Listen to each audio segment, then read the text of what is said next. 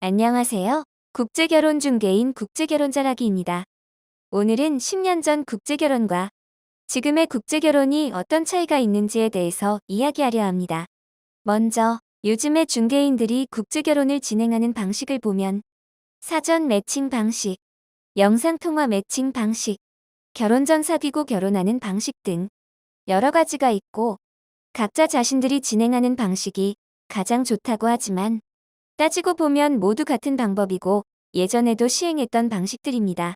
이유는 어떤 방식이든 국제결혼 전에 남성이 업체에 일정 부분 돈을 지불해야 하기 때문입니다. 이 말은 기존 방식을 운영하는 업체도 고객인 남성이 비용을 지불하면 원하는 방식으로 진행할 수 있다는 것입니다. 예로 일정 기간 사귀고 국제결혼하는 방식도 영상통화 후에 여성의 연락처를 받으려면 4,500만 원 정도의 돈을 업체에 지불해야 할 것입니다. 공짜는 없습니다. 지금 국제결혼을 생각하는 남성들은 예전을 모르기에 새로운 방식처럼 보일 뿐입니다. 10년 전과 지금을 비교하여 국제결혼을 원하는 현지 여성들을 모집하는 방식의 차이나 현지 여성들의 생각 차이 등은 나중에 별도로 말씀을 드리고 오늘은 국제결혼을 원하는 여성들의 숫자 등 기본적인 것의 차이에 대해서 말씀을 드리도록 하겠습니다.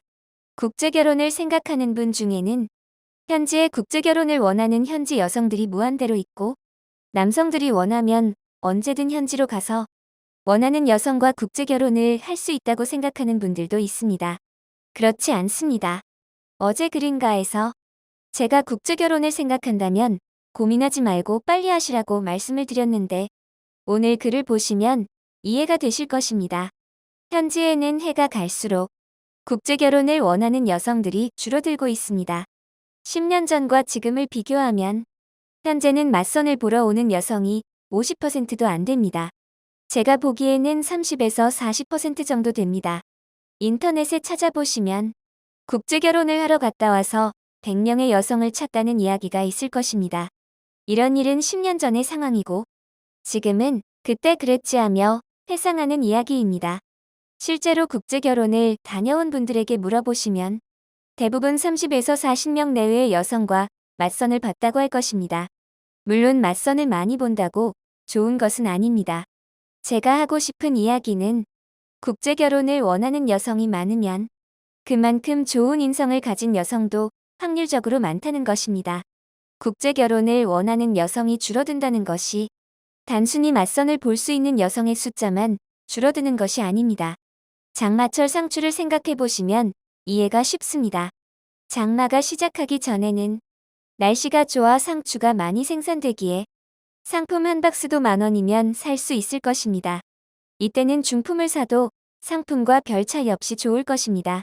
그러나 장마가 시작되어 상추가 녹아내리기 시작하면 상추가 귀해져 가격은 하루가 다르게 치솟을 것입니다. 장마철에 상추의 품질이 상품인 것은 너무 비싸서 중품을 사면 살 때는 그래도 쓸만해 보일지 몰라도 하루만 지나도 물러서 버려야 할 상황이 되기도 합니다. 상추뿐만이 아니라 야채나 과일이 쌀 때는 대부분 물건이 좋습니다. 파는 입장에서도 품질이 못한 것을 내놓으면 팔리지 않기 때문입니다. 그러나 물건이 귀해지면 가격은 몇 배로 올라갑니다. 물건의 품질은 가격이 오른 만큼 좋아지는 것이 아니라 더 나빠지는 경우가 대부분입니다. 국제결혼도 마찬가지입니다. 국제결혼을 하려는 여성이 많으면 그만큼 배우자로 자질이 좋은 여성이 많아지고 여성들의 눈높이도 내려갑니다. 그러나 여성이 부해지면 여성의 눈높이는 올라가지만 배우자로 자질이 부족한 여성들이 더 많아진다는 것입니다. 실제로 요즘에 이루어지는 국제결혼을 보면 예전 같으면 맞선을 볼 생각도 못할 여성들도 많이 보이고 베트남 남부 여성과 국제결혼하면서 지불하는 전통홀 랩이 1억 동, 2억 동도 국제결혼을 할 여성이 부족하기 때문에 발생하는 일입니다. 10년 전에는 베트남 남부도 신랑들이 전통홀례 비용으로 대략 2에서 3천만 동을 줬습니다. 국제결혼을 원하는 여성이 그때만큼 많다면 전통홀례비가 올라갔을까요? 전통홀례 비용이 2억 동까지 올라간 것은 국제결혼을 하려는 여성들이 그만큼 부족하다는 것입니다. 부족하니 돈으로라도 유혹하는 것이고 돈에 이끌려 국제결혼을 하러 온 여성들은 돈을 준다고 하면 국제결혼이 쉽겠지요. 그런데 결혼 생활도 쉬울까요? 웃픈 것은 이런 상황이 계속되다 보니 남성들은 그것이 당연하다는 듯이 생각을 하기도 합니다. 제가 오늘 하고 싶은 이야기는 10년 전에 비해서 국제결혼을 할 여성이 줄었다는 것을 말하고 싶은 것이 아닙니다. 과거와 현재를 비교해서 현재를 대비하고 미래를 예측하시라는 것입니다. 여러분 생각에 지금부터 10년 후면 지금부터 10년 전만큼 국제결혼을 원하는 여성들이 많아질까요? 베트남의 경제가 망하지 않는 이상 그런 일은 없을 것입니다. 베트남은 앞으로도 계속 발전을 할 것이기에 시간이 가면 갈수록 국제결혼을 원하는 여성들의 숫자가 줄지 않아도 여성들의 생각이 달라질 것이기에 우리나라 남성들의 국제결혼이 까다로워질 것입니다. 간혹 이런 말씀을 드리면 어떤 분은 다른 나라로 국제결혼을 하러 가면 된다고 말하기도 합니다. 우리나라 남성들이 국제결혼을 할 만한 나라는 기존 국가 외에 마땅한 대상 국가가 없습니다. 그렇기에 우리나라에서 국제결혼이 이루어진 지 30년이 지났지만 몇몇 국가를 벗어나지 못하는 것입니다. 있었다면 국제결혼 중개인들이 가서 벌써 시작하고 있을 것입니다. 10년 전에 비해 현지에서 국제결혼을 원하는 여성들이 줄었지만 남성들에게 좋은 점도 있습니다.